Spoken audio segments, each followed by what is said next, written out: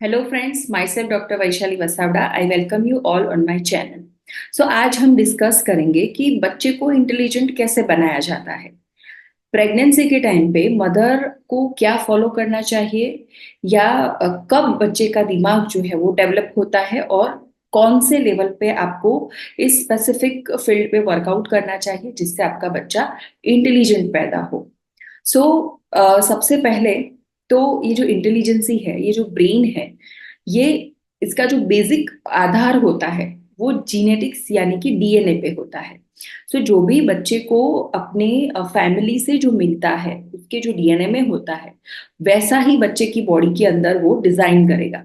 क्योंकि जो डीएनए है, जो जेनेटिक्स है, वो एक इमारत में जैसे ईंट है, सीमेंट है, और जो भी उसका जो बेसिक मटेरियल है, पत्थर है, तो उसकी तरह काम करता है। यानी कि आप उसे बदल नहीं सकते हैं। एक बार आपने इमारत बनाने के लिए जो भी कंपनी की सीमेंट यूज की है या ईंट यूज की है, आप उसे चेंज नहीं कर सकते।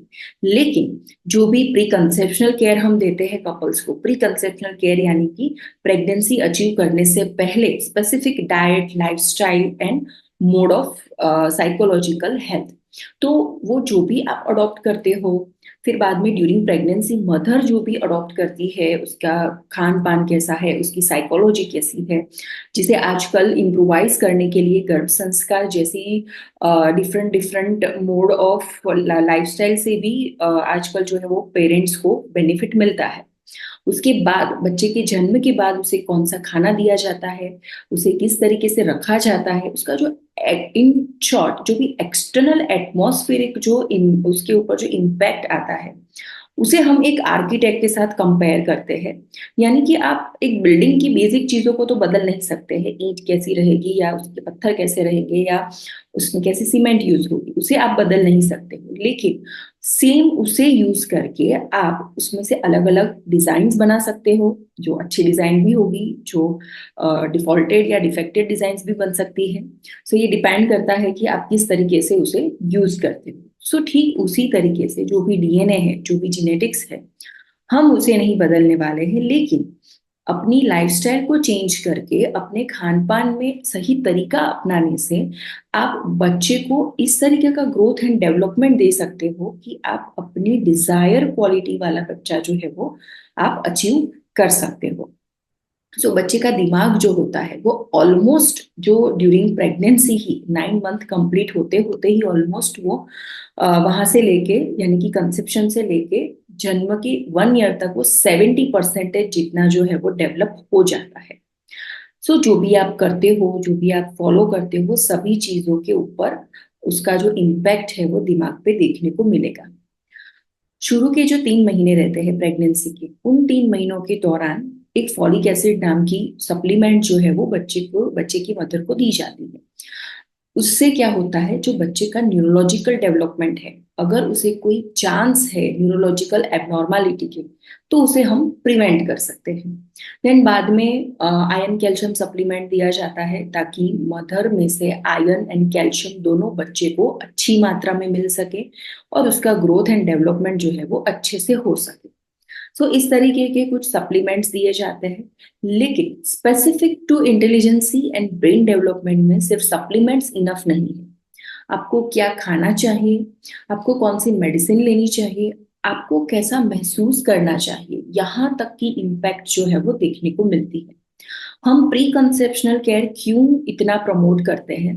क्योंकि आम लोगों को बस यही पता है कि जब प्रेगनेंसी रहती है, जब बच्चे में मूवमेंट्स आती है, हार्ट बीट्स डेवलप होते हैं, उसके बाद ही बच्चा जो है वो हमें महसूस करता है या बच्चा जो है वो हमें सुन सकता है। और ये बात भी बहुत ही रेयर, बहुत ही कम लोगों को पता है कि गर्भाशय के अंदर भी बच्चा जो है वो कुछ समय के बाद अपनी माता की आवाज को या आसपास की आवाज को सुन सकता है। तो ऐसा ये एक अच्छी बात है कि चलो बच्चा सुन सकता है, तो आप उसे कुछ एक्सटर्नली प्ले करके, ऐसा कुछ करके उसकी जो भी आप अचीवमेंट लाना चाहते हो, उसको उसका साइकोलॉजिकल अचीवमेंट वो कर सकते हो। लेकिन उसका जो बेस है, उसका जो रूट है, वो स्टार्ट होता है इम्प्लांट होना जब आपकी बॉडी में स्पेसिफिक ओवम जो इन फ्यूचर फर्टिलाइज होने वाला होता है उसके प्रीमोर्डियल फेज में से। यानी कि आपका बीज एकदम छोटा टाइनी होता है, जो अभी तक ओवरी या अंडाशय में डेवलपमेंट में भी नहीं आया है। तब से उस बच्चे का डेवलपमेंट या तब से उस बच्चे के ऊपर आप गर्भ संस्कार की इफेक्ट डाल सकते हो। होता क्या है कि सबसे पहले जब आपको मेंस्ट्रुएशन हो जाता है उसके बाद आपकी ओवरी या अंडाशय में कुछ अंडे सिलेक्ट होते हैं for further maturation and growth. और उनमें से जो सबसे पोटेंट होता है, एक हार्मोन रहता है हमारे दिमाग में जिसमें से एफएचएस हार्मोन जो है वो रिलीज होता है। तो वो एफएचएस को ग्रैब करने के रिसेप्टर्स, यानी कि सबसे ज्यादा उस एफएसएच हार्मोन के ऊपर इफेक्ट जिस पर्टिकुलर बीज पे डाल सकता है, वो बीज जो है वो आगे चल के उसका ओवम बनेगा, उसका ओव्यूलेशन होगा, वो बीज अलग होगा और फैलोपियन ट्यूब में उसका फर्टिलाइजेशन होगा। और यही बात हम फादर की ले ले, जो फादर में जो शुक्राणु है या स्पर्म है, तो वो स्पर्म भी अप्रोक्सीमेटली 64 डेज का टाइम लगता है स्पर्म को डेवलप होने में, और ओवम में अप्रोक्सीमेटली 72 डेज का। तो वो स्पेसिफिक स्पर्म जो आगे चल के पोटेंट होगा, सबसे ज्यादा स्ट्रॉन्ग होगा, वो ही आगे चल के फर्टिलाइज करेगा और फिर उसमें से बेबी जो है वो धीरे धीरे फॉर्म होगा।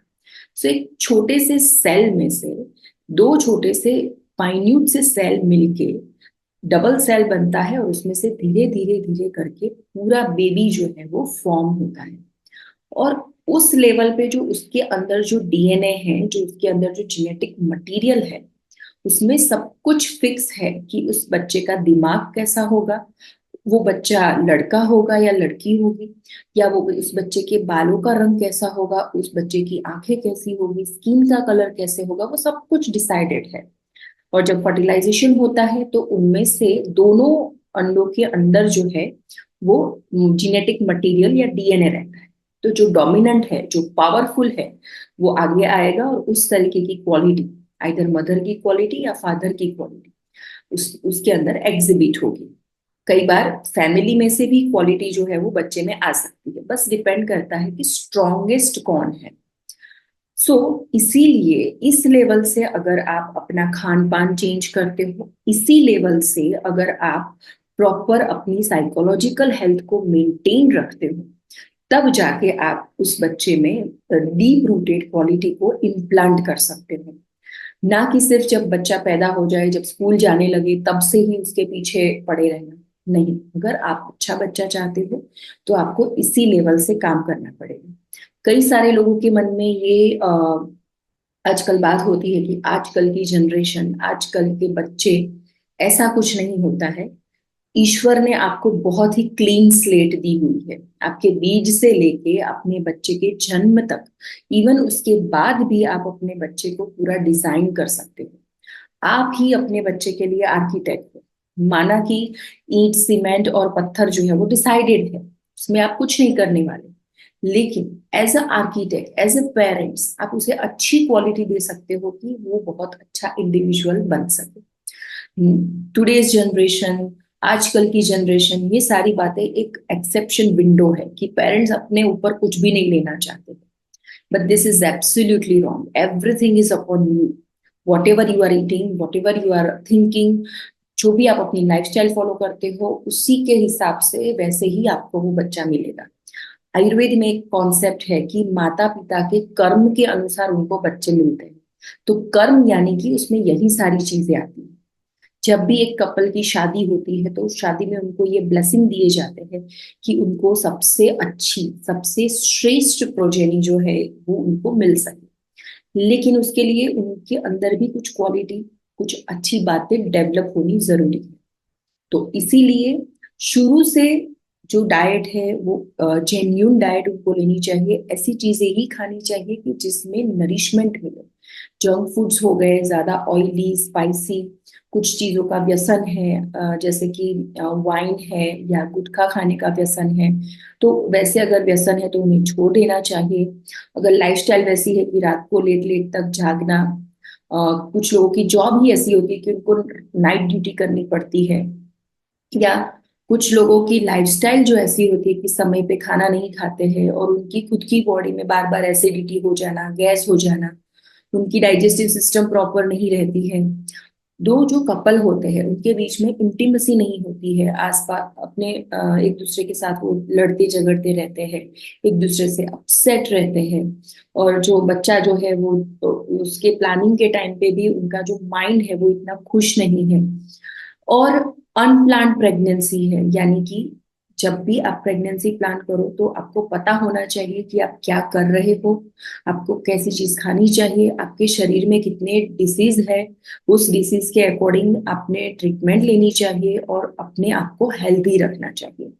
इतना कुछ करने के बाद प्री कंसेप्शनल केयर में आयुर्वेद में तो पंचकर्म की प्रोसीजर करवाई जाती है ताकि बॉडी पूरा डिटॉक्सिफाई हो सके और जो बीज बनते हैं वो पूरे क्वालिटेटिव बीज बने, ताकि किसी भी प्रकार की जेनेटिक या आनुवंशिक जो बीमारियां होती है वो बच्चों में नहीं आती है और अच्छे से अच्छी क्वालिटी वाला बीज जो है वो बनता है।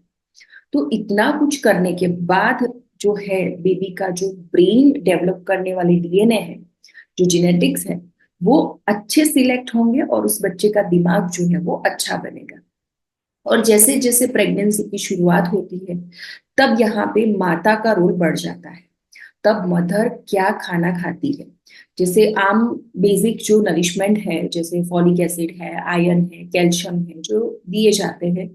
और बाकी की जो चीजें हैं, आजकल क्रेविंग के नाम पे मदर्स जो है वो कुछ भी खाते हैं, जंक फूड्स खा लेते हैं, ओवर स्वीट जो है वो खा लेते हैं, कई बार वॉमिटिंग की प्रॉब्लम होने की वजह से वो खाना भी नहीं खा पाते हैं। तो ये सारी चीजों को पहले से ही सॉर्ट आउट करना चाहिए। अगर आपको वॉमिटिंग की प्रॉब्लम है तो उसके अकॉर्डिंग आपको मेडिसिन लेनी चाहिए, अपने डॉक्टर की सलाह लेनी चाहिए, ताकि आप ज्यादा से ज्यादा नरिशमेंट अपने आप को दे सके और बच्चे तक वो मिल सके। एंड जो क्रेविंग, जब जहां तक क्रेविंग का सवाल है, तो आयुर्वेद के अकॉर्डिंग जो मदर का क्रेविंग है उसका डायरेक्ट लिंक बच्चे के साथ है, स्पेशली बच्चे के दिमाग के साथ है। क्योंकि जो भी जिसी भी प्रकार का खाना मदर को क्रेव होता है, वो खाना अगर उसे ना दिया जाए तो मदर जो है वो अपसेट हो जाती है, क्योंकि जाहिर सी बात है, प्रेगनेंसी है, प्रेगनेंसी हॉर्मोन्स के इन्फ्लुएंस में है वो। सो ऑब्वियसली मदर अपसेट रहेगी, मदर अपसेट रहेगी तो बच्चा भी अपसेट रहेगा, तो इसका सीधा असर बच्चे के दिमाग पे पड़ेगा। तो इसलिए मदर को खुश रखना भी एक बहुत ही अहम चीज है। तो उसके लिए क्या करना चाहिए, अगर क्रेविंग हेल्दी चीज की है तो आप आराम से शौक से दे सकते हो। अगर वो किसी अनहेल्दी चीज की क्रेविंग है, अगर मदर को ऐसी कोई चीज खाने की इच्छा हो रही है कि जो उसके शरीर के लिए ठीक नहीं है या बच्चे के लिए ठीक नहीं है, तो आप उसे कम मात्रा में या कोई हेल्दी चीज के साथ मिक्स करके आप उसे दे सकते हो। फॉर एग्जाम्पल मदर ये कहती है कि उसे चीज खाने की इच्छा हो रही है या पिज्जा खाने की इच्छा हो रही है, तो पिज्जा के जो बेसिक इंग्रेडिएंट्स है, जैसे चीज हो गई या कुछ वेजिटेबल्स हो गई, तो उसे आप कुछ रोटी के साथ मिक्स करके या कुछ ऐसी कोई रेसिपी बना के आप दे सकते हैं। और मेरे एक्सपीरियंस में, मेरे अनुभव में, आमतौर पे सभी मदर्स को ऐसी चीज खाने की इच्छा होती है जिससे उसको संतृप्ति मिले, जिससे उसको सेटिस्फेक्शन मिले। तो आयुर्वेद में ऐसी भी कई सारी रेसिपीज बताई गई है, जैसे कि फॉर एग्जाम्पल खीर। खीर जो है वो लिक्विड होती है, उसमें राइस भी होता है और वो मीठा भी होता है। तो जब भी मदर खीर लेती है तो उससे उसको एक सेटिस्फेक्शन मिलता है। जब भी आप ज्यादा लिक्विड वाली चीजें मदर को दोगे, और ज्यादा मीठे रसीले फल होते हैं या कुछ खट्टे मीठे फल होते हैं, अगर ऐसी चीज आप उसे दोगे तो उसे अच्छे से उसकी क्रेविंग जो है वो सेटिस्फाई होगी, तो उसको इधर उधर की चीजें खाने का मन नहीं करेगा। सो ऑल शी नीड्स, क्योंकि उसकी बॉडी में एक दूसरा जो पूरा ह्यूमन बॉडी है वो डेवलप हो रहा है, जिसमें पृथ्वी महाभूत और जल महाभूत जो है उसकी ज्यादा से ज्यादा जरूरत पड़ती है। तो ऐसे टाइम पे क्या होता है कि आप उसको नरिशमेंट मिले, आप उसको सेटिस्फेक्शन मिले, वैसी चीज या वैसा टेस्ट दोगे, स्वीट आइटम स्पेशली, तो उससे उसकी क्रेविंग जो है वो ज्यादा डेवलप नहीं होगी और हेल्दी चीजों में ही वो सेटिस्फाई या संतृप्त रहेगी। सो फॉलिक एसिड के साथ साथ हम सब जानते ही है कि फॉलिक एसिड जो है वो ब्रेन डेवलपमेंट के लिए है, न्यूरोलॉजिकल एबनॉर्मलिटी ना आए उसके लिए है। तो उसके साथ साथ अगर आप इस तरीके की कुछ चीज प्लान करोगे, हम इसके ऊपर भी एक डिटेल वीडियो बनाएंगे कि ऐसी कौन कौन सी रेसिपीज जो है वो आप फर्स्ट ट्राइमेस्टर में दे सकते हो। बट फॉर नाउ हमारा टॉपिक एक अलग है, इसलिए हम इसमें सिर्फ इतना ही डिस्कस करेंगे कि ज्यादा स्वीट आइटम, ज्यादा लिक्विड, लिक्विड ज्यादा होना चाहिए। लिक्विड का मतलब यहाँ पे सिर्फ पानी ही देते रहना ऐसा नहीं है। जूस के फॉर्म में या जो भी सब्जी होती है उसे आप करी के फॉर्म में दे सकते हो। दाल राइस है तो उसमें दाल की मात्रा ज्यादा हो, तो इस तरीके की डाइट आप दे सकते हो। जैसे जैसे सेकेंड ट्राइमेस्टर आता है तो उस टाइम पे प्रोटीन हो गया, कैल्शियम हो गया, आयरन हो गया, ओमेगा 3 फैटी एसिड हो गया, तो इसकी नीड जो है वो बढ़ेगी। तो खाना भी उसी तरीके से दिया जाता है। जैसे आप खाने में घी की मात्रा बढ़ा सकते हो, आप मक्खन दे सकते हो मदर को, या खिचड़ी अगर बनाई है तो उसमें भी आप मक्खन ऐड करके दे सकते हो। मक्खन में बहुत ही भरपूर अच्छी मात्रा में कैल्शियम होता है। दही में भी बहुत अच्छा कैल्शियम होता है। दही जो है वो कैल्शियम के साथ साथ जो आपका गट फ्लोरा है, जो आपके इंटेस्टाइन है, जो आपका पेट है, उसे भी साफ रखता है, उसे भी बैक्टीरिया से फ्री रखता है, जिससे अच्छा डाइजेशन होगा आपका, तो ऑब्वियसली बेबी के पास अच्छा क्वालिटेटिव ब्लड जो है वो पहुंचेगा। सो इस तरीके से खाने की चीजों से आप बच्चे के दिमाग या बच्चे के ब्रेन डेवलपमेंट के ऊपर आप फोकस कर सकते हो। सो खाने में बस एक ही रूल है, no junks, no bakery items, no more dairy products, only and only healthy diet. जो घर का खाना होता है, और घर के खाने में भी आपका जो डाइजेस्टिव पावर है वो अच्छा होना चाहिए। आपको बार बार वॉमिट हो रही है, खाने का मन नहीं करता है, गैस हो जा रहा है, ऐसी कंडीशन में आप कितना भी अच्छा खाना खा लो उसका कोई फायदा नहीं है। अगर आपको ऐसी छोटी मोटी कोई भी प्रॉब्लम है तो आपको अपने गायनेक या ऑब्स्टेट्रिशियन के साथ डिस्कस करना चाहिए, और उसका प्रॉपर ट्रीटमेंट करके फिर आपको ये सारी चीजें अडॉप्ट करनी चाहिए। अब ये सारी चीजें तो ठीक है, खाने की बातें हैं। बाकी जो अब अपने आयुर्वेदिक गायनेक से भी कंसल्ट कर सकते हो। आयुर्वेद में भी कुछ मेडिसिन ऐसी है स्पेसिफिक जो ब्रेन टॉनिक्स है। वो मेडिसिन जो है वो आप प्री कंसेप्शनल डे से स्टार्ट करके फर्स्ट ट्राइमेस्टर से लेके लास्ट डे तक ले सकते हो। तो उसके लिए आपको प्रॉपर कंसल्टेशन करना चाहिए। इसके अलावा जो गर्भ संस्कार के अंदर इन्वॉल्व होता है कि साइकोलॉजिकल एक्टिविटीज, तो 5th या 6th मंथ के बाद बच्चा जो है वो आपको सुन सकता है। इवन उससे पहले भी वो आपको सुन नहीं सकता, लेकिन आपको महसूस जरूर कर सकता है जो भी आप फील करती है। आयुर्वेद में एक अष्टांग हृदय नाम की एक ग्रंथ है, जो हजारों साल पुराना ग्रंथ है, जिसमें ये लिखा गया है कि माता का जो सुख दुख होती है, माता का जो सुख दुख है, जो इच्छा है, जो द्वेष है, अगर वो चिंता करती है, अगर वो क्रोध करती है, और अगर वो खुश रहती है, अगर वो सेटिस्फाइड रहती है, तो ये सारी चीजें जो है वो बच्चे पे इम्पैक्ट करती है। इवन श्वास और उच्छ्वास यानी कि रेस्पिरेशन जो है मदर का, वो तक बच्चे तक इफेक्ट देता है। तो इसका सीधा सा मतलब है कि आपको प्रेगनेंसी के दौरान योग और प्राणायाम को अपनाना चाहिए अपनी ब्रीदिंग पैटर्न। स्पेसिफिक प्राणायाम जो ब्रीदिंग के ऊपर फोकस्ड रहते हैं वो सारे प्राणायाम करने चाहिए। अनुलोम विलोम हो गया, डीप ब्रीदिंग हो गया। आपको कुछ नहीं करना है, मॉर्निंग में नहा धो के अच्छे लाइट कलर के कपड़े पहन के स्ट्रेट बैठ के सिर्फ आपको 5 मिनट तक डीप ब्रीदिंग करनी है या अनुलोम विलोम करना है। बस इतना ही करना है एवरी डे। देन आपको जो साइकोलॉजिकल जो चीजें बताई है यहाँ पे, गुस्सा करना या क्रोध करना या एंजाइटी ज्यादा रखना या दुखी रहना, और इसके ऑपोजिट अगर हम देखें तो खुश रहना, सेटिस्फाइड रहना, हैप्पी रहना, तो ये सारी चीजों के लिए आपको अपनी एक्टिविटी पे फोकस करना पड़ेगा। आपको हमेशा बिजी रहना पड़ेगा। आपको कुछ ना कुछ क्रिएटिव करते रहना पड़ेगा, ताकि आप अगर क्रिएटिव चीजें बनाने में लगी रहेंगी तो आपका दिमाग जो है वो सही दिशा में उसकी जो डायरेक्शन रहेगी। आपको इधर उधर के ख्याल या ज्यादा ओवर थिंकिंग या किसी और चीज के बारे में सोचने का वक्त नहीं मिलेगा, जिसकी वजह से क्या होगा कि आपके बच्चे का दिमाग जो है वो सही से डेवलप होगा।